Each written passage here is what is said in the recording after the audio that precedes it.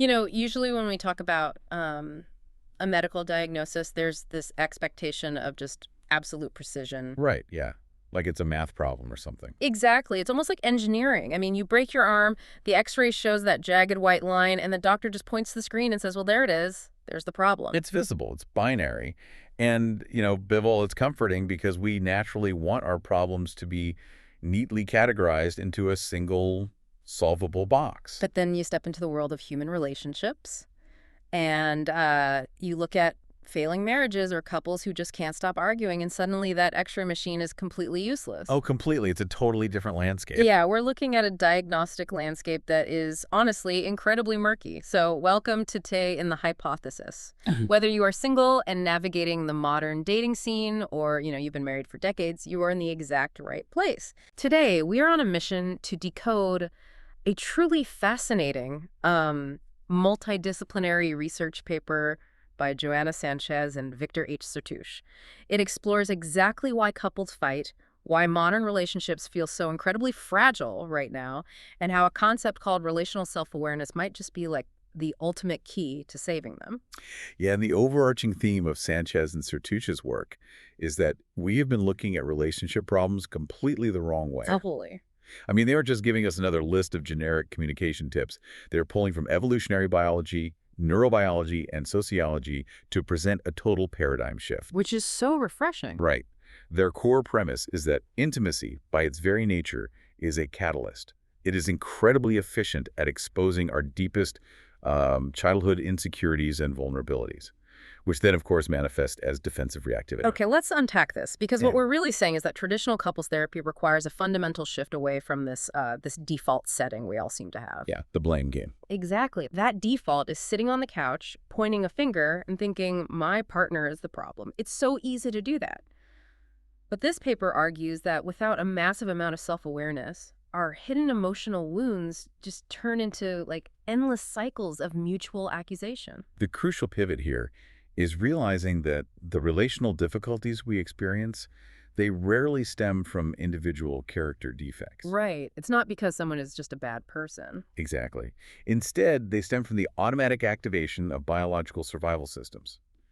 So the framework of relational self-awareness suggests that you have to study your own personal reactivity with immense compassion. Which brings us to the practical side of this, because I found a massive flaw in the traditional therapy model when reading through this framework. Oh, yeah. The time disparity. Yes. Think about it. You go to couples therapy for 1 hour a week, one single hour. But then you go home and you are potentially acting defensively for the other 167 hours of the week. It's a huge imbalance. Right. Going to therapy for 1 hour and then screaming at each other for 167 hours is like going to the gym once a week but eating junk food every single day. So how do we actually take relational self-awareness out of the clinic and into the living room? Well, to bridge that gap, we have to look at this through a trauma-informed perspective. The paper highlights that destructive interaction patterns, like falling into severe codependency or trying to intensely control your partner's schedule, they are not personal failures. Wow. Okay. That's a huge reframe. Right. They are adaptive survival strategies deployed by your nervous system to maintain safety. So Sanchez and Sertouche emphasize daily, structured tools to manage those strategies outside the therapy room. Right. They outline 3 specific tools. Let's actually walk through what this looks like. Imagine it's a Tuesday night, you're at the dinner table, and your partner just absentmindedly picks up their phone while you're telling a story about your day. A classic trigger for a lot of people. Oh, totally. So the first tool they suggest is the reaction check-in. This is a 3-step technique you use right in the middle of that exact moment. You actively train yourself to notice physical changes in your own body. This is so important. Yeah, so they pick up the phone, and suddenly you feel this intense tightness in your chest, or your jaw clenches, or you get this overwhelming urge to just stand up and walk away. And instead of ignoring that sensation, or, using it as fuel to snap at your partner and start a fight about screen time, you treat that physical sensation as valuable relational data. Like it's a clue. Exactly. It's treating your own body as an informant. The physical tightness is telling you, hey, a core vulnerability has just been triggered here. Which leads to the second tool, pattern mapping. This is a weekly exercise where you take a step back and track what emotional responses consistently precede your partner's unspoken needs. Right, trying to catch the pattern before the explosion. Yeah, you're trying to anticipate what they need before they verbalize it based on these patterns. But wait, hold on, I have to push back here. Isn't that just like mind reading? We're always told in relationship advice, don't expect your partner to be a mind reader. How is this any different? That is a very common concern, and it's a fair point. But pattern mapping is not about guessing their internal thoughts. It's about recognizing nervous system states. Okay, what do you mean by that? Well, you aren't trying to guess if they want Italian or Mexican food for dinner. You are noticing that, say, every time they come home from a specific weekly meeting, their shoulders are tense and they speak in much shorter sentences. Oh, I see. Yeah, so pattern mapping is the practice of saying, I recognize this physical state. I know from past experience that right now they don't need me to ask them a million questions. They need 10 minutes of quiet. Oh, wow. It transforms an automatic knee-jerk reaction, like getting offended that they aren't being chatty, into an opportunity for proactive support. Okay, I get it now. So it's reading the biology, not reading the mind. I love that. And the third tool is the 60-second daily reflection. Yes, the post-conversation check. Exactly. It's a post-conversation practice. Let's say you do have a minor disagreement over that dinner table phone incident. You walk away, go into the kitchen, and take 1 single minute to interrogate your own internal emotions. Just 1 minute can change everything. Right. You ask yourself, what did my reaction reveal about what's going on inside me? Am I really mad about the phone, or am I feeling, historically unheard? This practice completely dismantles black and white thinking. It allows you to hold two truths at once. I mean, your partner can be deeply, wildly imperfect, and yet they are not inherently bad. Right. You are both just trying to navigate these complex survival systems wired into your bodies. But to truly practice these tools effectively, we have to look deeper. Deeper than the physical reactions. Yeah, if we connect this to the bigger picture, Mhm. we have to ask why we react so intensely in the first place. Okay, so I can map my patterns and check my reactions all day, but I'm still left wondering, why is my baseline reaction to a partner looking at a phone or leaving a dirty dish in the sink to prepare for biological warfare? Right. Why does it feel like life or death? Exactly. Where did that programming actually come from? The answer lies in our evolutionary baggage. The human mind possesses cognitive and behavioral adaptations that were sculpted by ancestral survival pressures, not modern inconveniences. So we're essentially running outdated software. Precisely. We're dealing with an evolutionary mismatch. Evolutionarily, we universally look for kindness, empathy, and intelligence in a mate because, well, in a hunter-gatherer society, those were indicators of cooperation and literal survival. Makes sense. But the biological cost of reproduction created divergent mating strategies between men and women. This goes back to Robert Triver's theory of parental investment. Right, because the biological investment is totally asymmetrical. Exactly. The sex facing the higher minimum biological cost, which for women is 9 months of gestation and subsequent years of lactation, compared to a single momentary act for a man, will evolutionarily adopt a much more selective mating strategy. So the stakes were just biologically much higher for women. They were. Historically, this meant prioritizing indicators of resources, status, and long-term protection. Men, conversely, evolved under pressures of intense intersexual competition due to a faster potential reproduction rate. This molded behaviors oriented toward assertiveness and competing with other men. So we take those anciently wired brains, those survival radars, meant to scan a tiny village of maybe 100 people, and we drop them into modern dating apps. It's a complete shock to the system. It is. It is like taking a survival mechanism and plugging it directly into an all-you-can-eat digital buffet. It completely short-circuits our ancestral mating mechanisms. It really does. David Buss's sexual strategies theory actually highlights this. Yeah, today we're swiping on thousands of faces while sitting on our couches. The illusion of limitless options completely saturates our choice mechanisms, and it actually weakens modern conjugal stability. We constantly feel like there might be a quote-unquote better option just one swipe away, even when we have a great partner right in front of us. And making matters even more complicated is something evolutionary psychologists call error management theory, which Sanchez and Sertuche heavily feature. Okay, what is that? Well, human cognitive systems are heavily biased toward detecting threats. In the ancestral environment, missing a threat, like assuming a rustling bush was just the wind when it was actually a predator, could literally mean death. Right, you don't get a second chance to be wrong about a tiger. Exactly. Overreacting to the wind just meant you wasted some energy. So we are wired to overreact. And how does that play out today? Like in a modern relationship? It translates in very specific, often frustrating ways. For example, it explains the sexual overperception bias commonly seen in men, where simple, polite female kindness at a coffee shop is totally misread as sexual interest. Oh, wow. So it's not arrogance, it's biology. Right, it's a cognitive error designed to prevent missed reproductive opportunities in the Pleistocene era. Error management theory also explains the universal extreme hypervigilance toward infidelity in both sexes. The jealousy factor. Yes, we are wired to be intensely paranoid about betrayal because evolutionarily, betrayal threatened our survival and our genetic legacy. Which is such a massive takeaway for you listening right now. The next time you feel this massive irrational spike of unfounded jealousy, maybe your partner is just texting a coworker about a shift change. It might not be your intuition telling you your partner is doing something wrong. It's probably not. It might just be your ancestral survival program totally misfiring. It's just your caveman brain hitting the panic button over a threat that isn't actually there. And just understanding that, it externalizes the reaction. It reduces the immense guilt and blame we place on ourselves and our partners. It opens the door to rational management of those feelings. So we know the evolutionary traps are there. We know why the radar is so sensitive. But how exactly does that ancient radar system actually hijack our bodies in the living room? The physical response. Yeah, when we're arguing about who forgot to pay the electricity bill, what is physically happening inside us? Well, the functioning of a relationship is fundamentally an interconnected biological process. Your nervous system state directly influences your partner's. And this is all grounded in Stephen Porges' polyvagal theory. Right, the vagus nerve. Yes, the vagus nerve is the central modulator of this. When we feel safe, we are in what is called a ventral vagal state. The social engagement system is online.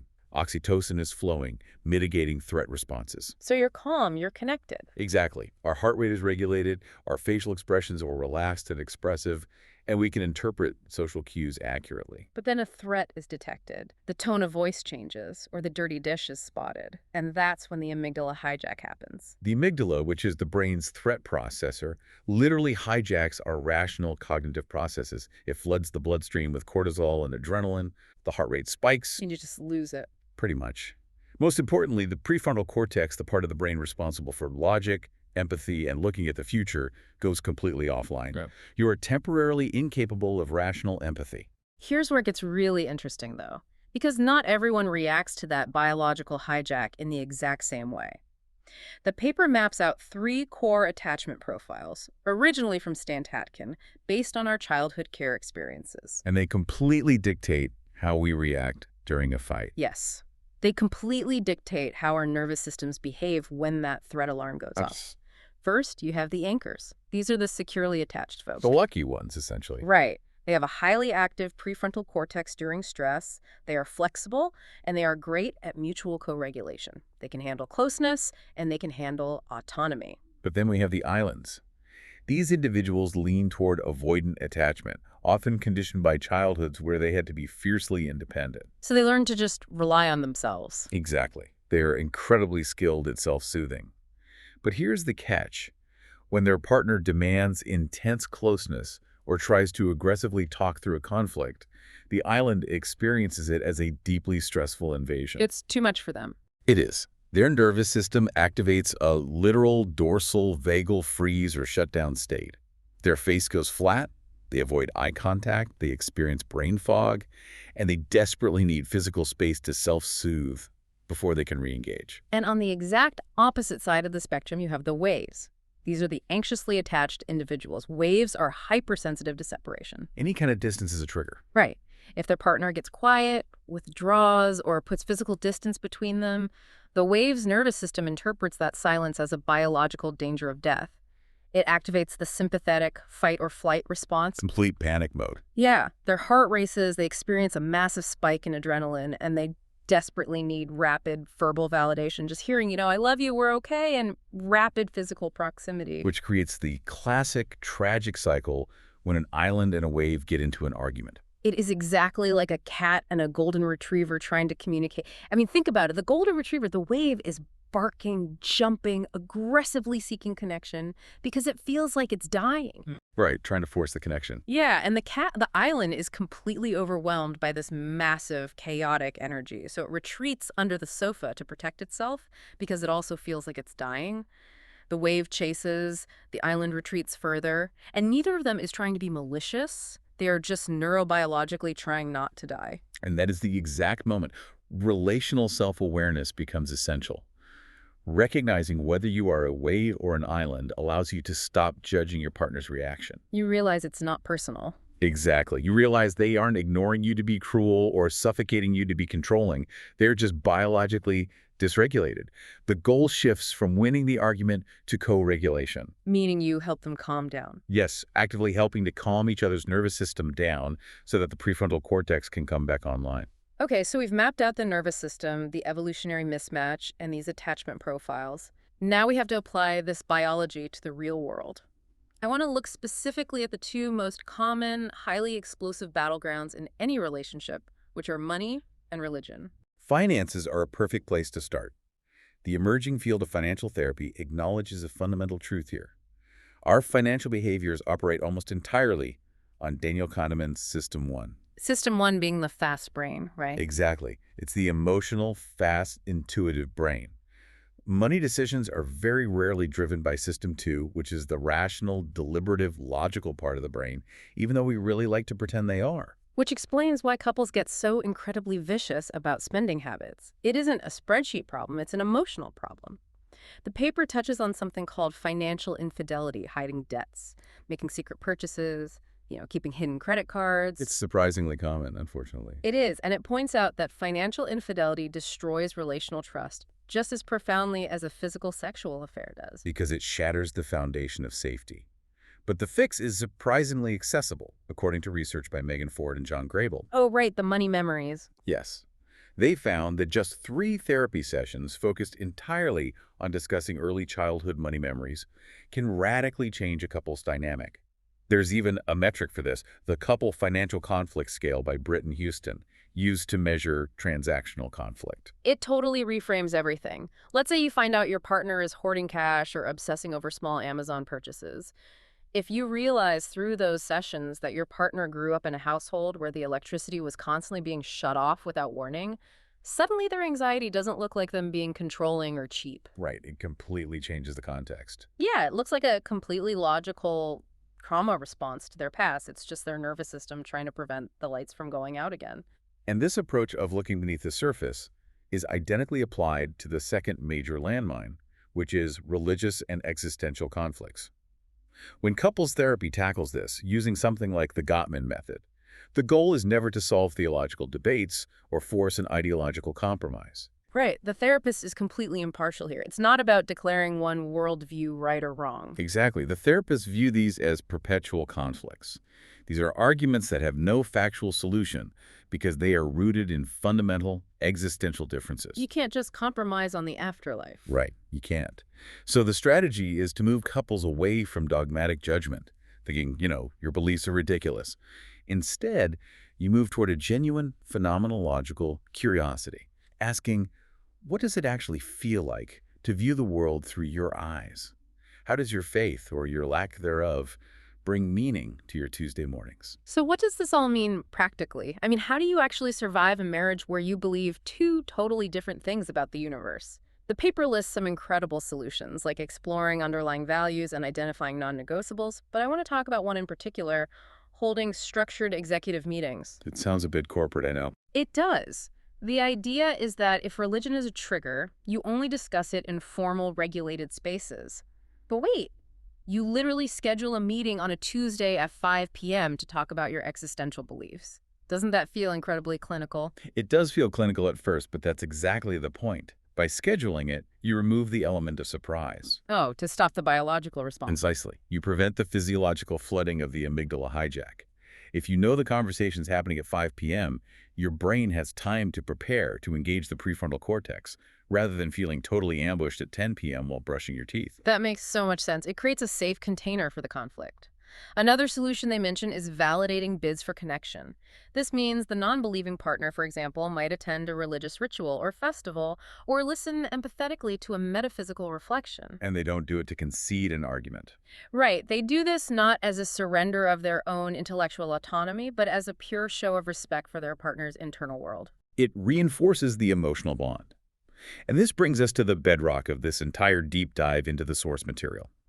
The expert consensus on clinical models, specifically emotionally focused therapy or EFT by Johnson and Greenberg, proves that focusing on these exact underlying attachment needs is the gold standard. The data backs it up. It really does.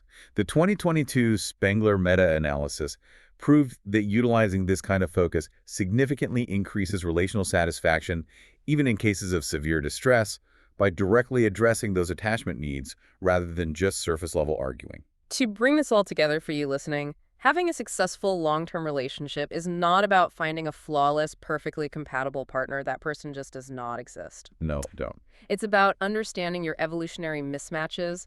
It's about knowing whether you are an island running for cover when you feel overwhelmed or a wave aggressively seeking reassurance and actively managing that nervous system. It's about practicing relational self-awareness every single day, recognizing that the person sitting across from you isn't the enemy. They are just another human being trying to feel safe. Which is a comforting thought, honestly. But it leaves me with one lingering, slightly terrifying question as we look ahead. Okay. What is it?